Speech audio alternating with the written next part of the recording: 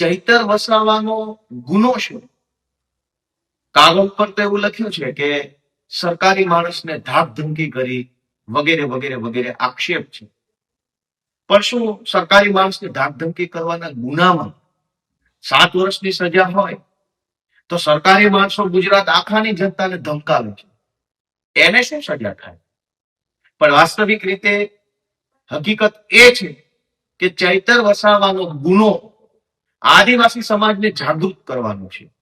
એ જ્યારથી ધારાસભ્ય ચૂંટાયા છે ત્યારથી એ અનેક ગુના કર્યા છે. આદિવાસી સમાજને જાગૃત કરવાનો ગુનો, જળ, જમીન અને જંગલ માટે લડાઈ લડવાનો ગુનો, આદિવાસી હોવાના એસટી ના પ્રમાણપત્ર બાબતે જનતાને જાગૃત કરવાનો ગુનો, કેવડિયા કોલોની કે ઉકાઈ કે થર્મલ પાવર પ્લાન્ટ જેવા અનેક પ્રોજેક્ટના નામે વિસ્થાપિત થયેલા આદિવાસીઓની જમીનના હકનો મુદ્દો, ફોરેસ્ટ રાઇટ એક્ટ હેઠળ જંગલ જમીન અધિકારના મુદ્દે, કંપનીઓમાં કામ કરતા આદિવાસી સમાજના શ્રમિકોના મુદ્દે લડાઈ લડવાનો ગુનો, આદિવાસી બાળકોને શિષ્યવૃત્તિ અને ફ્રીશીપ કાર્ડની લડાઈ લડવાનો ગુનો. આમ ચૈતર વસાવાએ આખા આદિવાસી સમાજના હક અધિકારો માટે લડવાના, સમાજને જાગૃત કરવાના અનેક ગુનાઓ કર્યા છે. અને એટલે ભાજપ ષડયંત્ર કરીને ચૈતર વસાવાને 7 વર્ષ સુધી જેલમાં પૂરવાનું કામ કર્યું છે. પણ આ તો ભાજપે અદાલતની અંદર સરકારી પોલીસ, સરકારી ફરિયાદી, સરકારી સાક્ષી, સરકારી વકીલનો હાથો બનાવી ચૈતર વસાવાને સજા અપાવી છે. હવે જનતાની અદાલતમાં ચૈતર વસાવાનો કેસ ચાલશે. હું બધા જ આખા ગુજરાતના યુવાનોને અને ખાસ કરીને આદિવાસી સમાજના યુવાનોને વિનંતી કરું છું કે હવે આપણે સંકલ્પ લેવાનો છે કે એક પણ વોટ ભાજપને ન જવો જોઈએ. તમામ આદિવાસી યુવાનોએ, આદિવાસી સમાજે બધાએ ભેગા મળી ચૈતર વસાવાની પોતાની પાર્ટી, ચૈતર વસાવાના પોતાના પક્ષ આમ આદમી પાર્ટીને એક વોટ આપી અને ભાજપે કરેલા દગા, ષડયંત્ર અને અન્યાયનો જવાબ આપવાનો છે.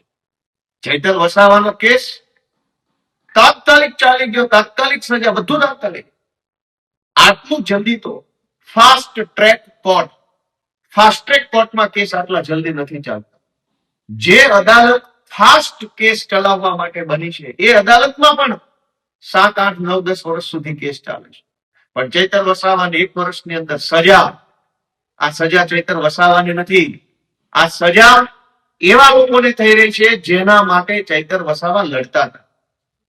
એ પાછળ રહી ગયેલ, શિક્ષણમાં પાછળ રહી ગયેલ, વેપારમાં પાછળ રહી ગયેલ, નોકરીમાં પાછળ રહી ગયેલ આદિવાસી સમાજની લડાઈ લડતા ચૈતર વસાવાને સજા નથી.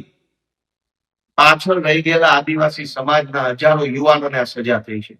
બધા જ યુવાનોને વિનંતી છે કે ચૈતર વસાવાની પાર્ટી, ચૈતર વસાવાનો પોતાનો પક્ષ, આમ આદમી પક્ષને વોટ આપવા માટેનો સંકલ્પ લઈને અને ચૈતર વસાવાને ન્યાય અપાવવાની લડાઈ લડવી જોશે. ભાજપે ષડયંત્ર કરી, સરકારી તંત્રનો દુરુપયોગ કરી જે અન્યાય કર્યો છે એની સામે આમ આદમી પાર્ટી જે પણ લડાઈ લડવી પડે, કાયદાની લડાઈ હોય કે સડકની લડાઈ હોય, સંઘર્ષમાં એક ડગલું પાછી નહીં હટે. હાઈકોર્ટ, સુપ્રીમ કોર્ટ, સડક, વિધાનસભા બધે જ લડી અને ચૈતર વસાવાને, આદિવાસી સમાજને અને ગુજરાતની જનતાને આ ભાજપની ગુલામીમાંથી મુક્ત કરાવી અને ન્યાય અપાવશે. જય જય ગરવી ગુજરાત.